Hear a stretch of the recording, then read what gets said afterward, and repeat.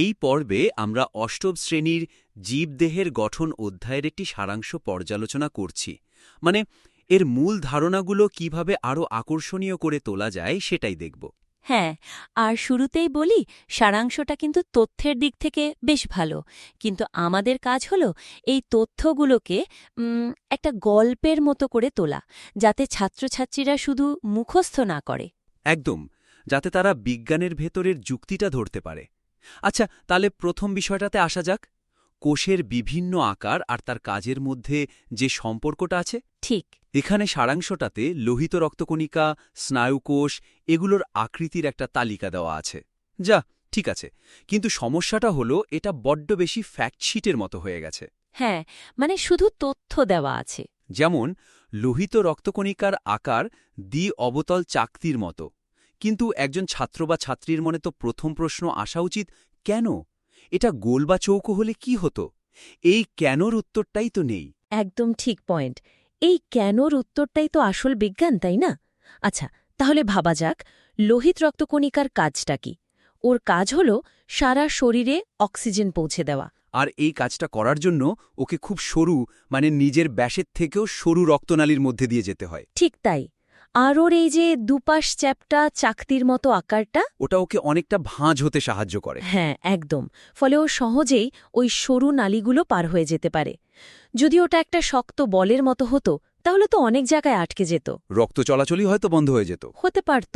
কিন্তু এর সাথে তো আরেকটা দারুণ ব্যাপার আছে। পরিণত লোহিত রক্তকণিকায় তো নিউক্লিয়াস থাকে না। এটা একটু অদ্ভুত, তাই না? হ্যাঁ, কারণ আমরা তো জানি নিউক্লিয়াস হলো কোষের মস্তিষ্ক, মানে ওটা ছাড়া একটা কোষ কাজ করে কি করে। ঠিক। আসলে ব্যাপারটা হলো লোহিত রক্তকণিকা তার কাজের জন্য নিজেকে এতটাই বদলে ফেলেছে যে সে নিউক্লিয়াসকে বাদ দিয়ে দেয়। কেন? কারণ নিউক্লিয়াস না থাকলে কোষের ভেতরে অনেকটা জায়গা ফাঁকা হয়ে যায়, আর সেই ফাঁকা জায়গায় সে আরও বেশি করে হিমোগ্লোবিন ভর্তি করতে পারে। ও আচ্ছা, তার মানে সোজা কথায় নিউক্লিয়াসকে বাদ দিয়ে সে অক্সিজেন নেওয়ার জন্য আরও বেশি জায়গা করে নিচ্ছে। এটা তো একটা দারুণ স্যাক্রিফাইস। একদম। এর ফলে ওর আয়ু হয়তো কমে যায়, কিন্তু ওর মূল কাজটা অনেক ভালোভাবে হয়। এই সংযোগটা বুঝতে পারাটাই তো আসল শিক্ষা। ঠিক। এবার স্নায়ুকোষ বা নিউরনের কথা ভাবা যাক। বইতে লেখা থাকে এটা লম্বা। কিন্তু এই লম্বা শব্দটা তো এর গুরুত্ব বোঝানোর জন্য যথেষ্ট নয়। আমাদের মস্তিষ্ক থেকে পায়ের পাতা পর্যন্ত সংকেত পাঠাতে হয়। বিশাল দূরত্ব। হ্যাঁ, যদি স্নায়ুকোষগুলো ছোট ছোট হতো, তাহলে একটা সংকেতকে হাজার হাজার কোষ পার হতে হতো। অনেকটা রিলে রেসের মতো। প্রত্যেকবার ব্যাটন পাস করতে গেলে যেমন একটু সময় নষ্ট হয়। ঠিক তাই, সংকেতটা খুব ধীর হয়ে যেত। কিন্তু একটা লম্বা তারের মতো হওয়ায় সংকেতটা প্রায় সঙ্গে সঙ্গেই এক প্রান্ত থেকে অন্য প্রান্তে চলে যায়। আর ওর যে অসংখ্য শাখা প্রশাখা থাকে, মানে ডেনড্রাইট, সেটারও একটা দারুণ উদ্দেশ্য আছে। ওটা অনেকটা একটা গাছের ডালপালার মতো, যা চারপাশ থেকে তথ্য সংগ্রহ করে। একটা স্নায়ুকোষ একই সাথে হাজারো অন্য কোষ থেকে সংকেত নিতে পারে। এই বিপুল পরিমাণ তথ্য বিশ্লেষণ করেই তো আমাদের মস্তিষ্ক কাজ করে। এই একই যুক্তি তো আমাদের ত্বকের কোষের ক্ষেত্রেও খাটে, মানে আবরণী কলার কোষ। হ্যাঁ, ওগুলো তো চ্যাপ্টা আর একে অপরের সাথে খুব টাইট করে লাগানো থাকে, অনেকটা মেঝেতে পাতার টাইলসের মতো। কারণ ত্বকের মূল কাজটাই তো হলো সুরক্ষা দেওয়া, একটা দুর্গের প্রাচীরের মতো। কোষগুলো যদি গোল গোল হতো আর তাদের মধ্যে ফাঁক থাকত, তাহলে তো জীবাণু বা ধুলোবালি সহজে ভেতরে ঢুকে যেত। তাই এই চ্যাপ্টা আর ঠাসাঠাসি গঠনটা একটা মজবুত পাঁচিল বানানোর জন্য আদর্শ।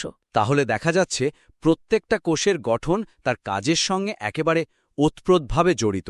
কোষের এই গঠন আর কাজের সম্পর্কটা বুঝতে পারলে উদ্ভিদ আর প্রাণীকোষের মধ্যে যে পার্থক্যগুলো আমরা পড়ি, সেগুলোর কারণও তো আরও পরিষ্কার হয়ে যায়। খুব সুন্দরভাবে পরের পয়েন্টটা তুলে ধরলে। আমাদের দ্বিতীয় বিশ্লেষণটা ঠিক এটাই। আচ্ছা। সারাংশটিতে উদ্ভিদ আর প্রাণীকোষের পার্থক্যের একটা ছক দেওয়া আছে। কোষপ্রাচীর আছে বা নেই, প্লাস্টিড আছে বা নেই, এরকম। ছাত্রছাত্রীরা এটা মুখস্থও করে ফেলে। কিন্তু তারা এটা ভাবে না যে এই পার্থক্যগুলো কেন তৈরি হলো, আর এখানেই দুর্বলতাটা। এটাকে একটা তালিকা হিসেবে দেখলে হবে না, ভাবতে হবে উদ্ভিদ আর প্রাণীর জীবনযাত্রার চাহিদা কিভাবে তাদের কোষের গঠনে ছাপ ফেলেছে। ঠিক, যেমন কোষপ্রাচীরের কথাই ধরা যাক, উদ্ভিদের এটা কেন দরকার যা প্রাণীর দরকার নেই? কারণ উদ্ভিদ তো এক জায়গায় স্থির, তাকে রোদ, ঝড়, বৃষ্টি মানে প্রকৃতির সব রকম প্রতিকূলতা সহ্য করতে হয়। তার কোনো আশ্রয় নেই। একদম, তাই নিজের কোষগুলোকে রক্ষা করার জন্য আর গাছটাকে একটা কাঠামো দেওয়ার জন্য কোষপ্রাচীরের মতো একটা শক্ত বর্মের প্রয়োজন। অন্যদিকে প্রাণীরা তো চলমান, তারা বিপদ দেখলে পালিয়ে যেতে পারে বা আশ্রয়ে যেতে পারে। তাই তাদের কোষের বাইরে এমন শক্ত বর্মের প্রয়োজন হয় না, বরং এই দেয়ালটা থাকলে তো আমাদের অসুবিধাই হতো। আমাদের মাংসপেশির সংকোচন প্রসারণের জন্য যে নমনীয়তা দরকার। এই শক্ত দেওয়ালটা থাকলে সেটা সম্ভবই হতো না। একদম। এবার আসা যাক প্লাস্টিডের কথায়, বিশেষ করে ক্লোরোপ্লাস্ট। উদ্ভিদ নিজের খাদ্য নিজে তৈরি করে, মানে স্বভোজী।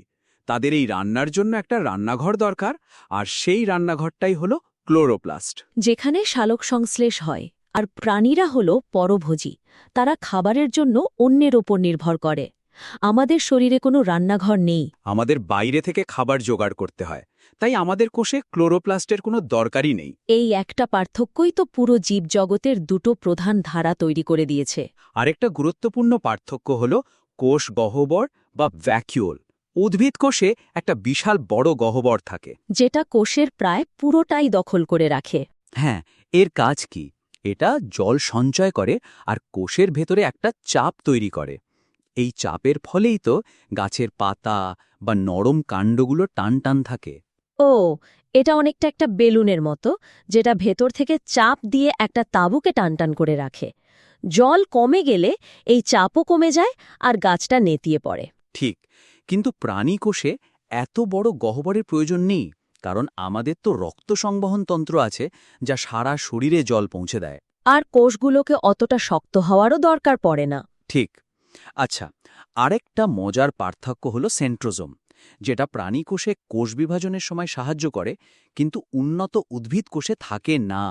এর কারণটা কি হতে পারে? এটা একটা গভীর প্রশ্ন। আসলে এর কারণ হল কোষ বিভাজনের পদ্ধতিটাতেই পার্থক্য আছে।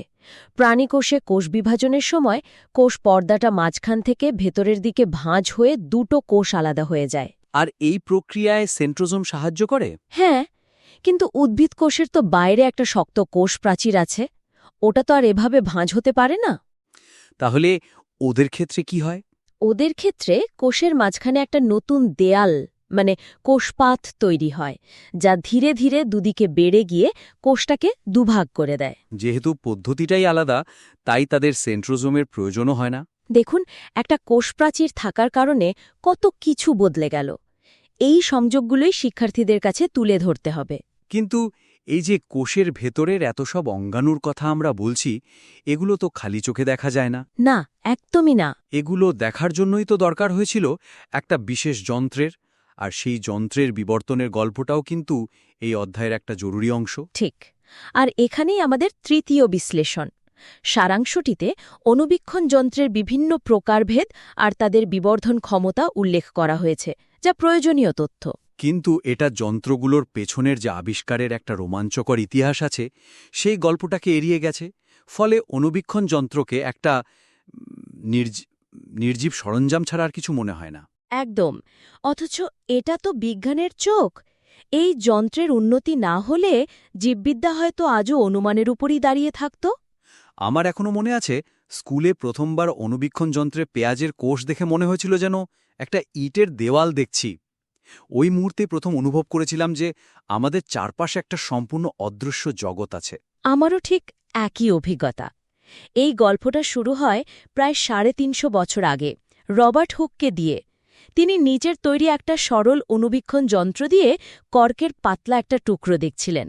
আর দেখতে গিয়ে অবাক হয়ে গেলেন। হ্যাঁ, তিনি দেখলেন ওটা মৌচাকের মতো অসংখ্য ছোট ছোট কুঠুরি দিয়ে তৈরি। তিনি এর নাম দিলেন সেল, ল্যাটিন শব্দ সেলুলা থেকে, যার অর্থ ছোট ঘর। যদিও তিনি যা দেখেছিলেন তা ছিল মৃত কোষের প্রাচীর, কিন্তু এটাই ছিল কোষ আবিষ্কারের প্রথম ধাপ। তিনি প্রথম দেখালেন যে জীবদেহ এমন ক্ষুদ্র একক দিয়ে তৈরি। কিন্তু আসল বিপ্লবটা ঘটালেন আর একজন, লিওয়েন হুক। একজন ডাচ কাপড় ব্যবসায়ী। অনেক উন্নত ছিল। আর সেই লেন্স দিয়ে তিনি যা দেখলেন তা তো পুরো বিশ্বকে চমকে দিল। তিনি পুকুরের এক ফোঁটা জল নিয়ে দেখলেন তার ভেতরে হাজার হাজার ক্ষুদ্র জীব ঘুরে বেড়াচ্ছে। তিনি এদের নাম দিলেন অ্যানিমালকিউলস বা ক্ষুদ্র প্রাণী। তিনি প্রথম সজীব কোষ যেমন ব্যাকটেরিয়া, রক্তকণিকা এগুলো পর্যবেক্ষণ করেন। ভাবা যায়? ঠিক সেই সময় দাঁড়িয়ে কেউ যখন বলছে যে এক ফোঁটা জলের মধ্যে আস্ত একটা জগৎ আছে, লোকে তো তাকে প্রথমে বিশ্বাসই করতে চায়নি। তার এই আবিষ্কারের প্রায় 150 বছর পর আরও উন্নত যৌগিক অণুবীক্ষণ যন্ত্রের সাহায্যে দুজন জার্মান বিজ্ঞানী শ্লেইডেন আর সোয়ান কোষতত্ত্ব বা সেল থিওরির ধারণা দেন। তারাই প্রথম জোরালোভাবে বলেন যে সমস্ত উদ্ভিদ এবং প্রাণীদেহ কোষ দ্বারা গঠিত এবং কোষই হল জীবনের মূল একক। অণুবীক্ষণ যন্ত্র ছাড়া এই সিদ্ধান্তে পৌঁছানো অসম্ভব ছিল। আর তারপর 20 শতাব্দীতে এলো ইলেকট্রন অণুবীক্ষণ যন্ত্র। এটা তো পুরো খেলাটাই বদলে দিল। একদম। আলোক অণুবীক্ষণ যন্ত্র যেখানে আমাদের একটা শহরের ম্যাপ দেয়, ইলেকট্রন অণুবীক্ষণ যন্ত্র আমাদের সেই শহরের প্রত্যেকটা বাড়ির ভেতরের ডিজাইন পর্যন্ত দেখিয়ে দেয়। দারুণ তুলনা। এর সাহায্যেই আমরা কোষের ভেতরের অঙ্গাণুগুলোর সূক্ষ্মাতিসূক্ষ্ম গঠন দেখতে পেয়েছি। রাইবোজোম, এন্ডোপ্লাজমিক রেটিকুলাম, এমনকি ডিএনএর প্যাঁচানো গঠনটাও এর মাধ্যমেই দেখা সম্ভব হয়েছে। ভাইরাস, যা আলোক অণুবীক্ষণ যন্ত্রে দেখাই যায় না, তাকেও আমরা প্রথম দেখি ইলেকট্রন অণুবীক্ষণ যন্ত্রের চোখে। সুতরাং অণুবীক্ষণ যন্ত্রের ইতিহাসটা শুধু কয়েকটা নাম বা সংখ্যার তালিকা নয়, এটা হলো মানুষের অজানাকে জানার এক অদম্য আগ্রহের গল্প। কিভাবে প্রযুক্তির এক একটা ধাপ আমাদের জ্ঞানের পরিধিকে বহুগুণ বাড়িয়ে দিয়েছে, সেই গল্পটা শিক্ষার্থীদের জানালে তারা বিজ্ঞানের প্রতি আরও বেশি আকৃষ্ট হবে। ঠিক তাই, বিজ্ঞানের ইতিহাস ছাড়া বিজ্ঞান শিক্ষা অসম্পূর্ণ। এই প্রেক্ষাপটটা যোগ করলে অধ্যায়টা অনেক বেশি জীবন্ত হয়ে উঠবে। তাহলে আজকের আলোচনার শেষে আমরা যদি মূল বিষয়গুলো একবার গুছিয়ে নেই, আমরা মূলত 3টি দিকে জোর দেওয়ার কথা বললাম। প্রথমত, কোষের আকৃতিকে তার কাজের সঙ্গে যুক্ত করে কেন প্রশ্নের উত্তর খোঁজা। যেমন লোহিত রক্তকণিকা কেন চ্যাপ্টা বা স্নায়ুকোষ কেন লম্বা। দ্বিতীয়ত, উদ্ভিদ ও প্রাণীকোষের পার্থক্যগুলোকে নিছক তালিকা হিসেবে না দেখে তাদের ভিন্ন ভিন্ন জীবনযাত্রার প্রেক্ষাপটে বোঝা। অর্থাৎ খাদ্য গ্রহণ, চলাচল আর আত্মরক্ষার পদ্ধতির ভিন্নতা কিভাবে তাদের কোষের গঠনে প্রভাব ফেলেছে তা বিশ্লেষণ করা। এবং সবশেষে অণুবীক্ষণ যন্ত্রকে কেবল একটা সরঞ্জাম হিসেবে না দেখে এর আবিষ্কারের ইতিহাসকে একটা গল্পের মতো করে তুলে ধরা। কিভাবে রবার্ট হুকের খালি ঘর থেকে শুরু করে ডিএনএ পর্যন্ত আমাদের দৃষ্টি পৌঁছেছে সেই যাত্রাটাকে তুলে ধরা। আমাদের বিশ্বাস, এই পরামর্শগুলো আপনার পাঠানো সারাংশটিকে আরও সমৃদ্ধ করে তুলতে সাহায্য করবে।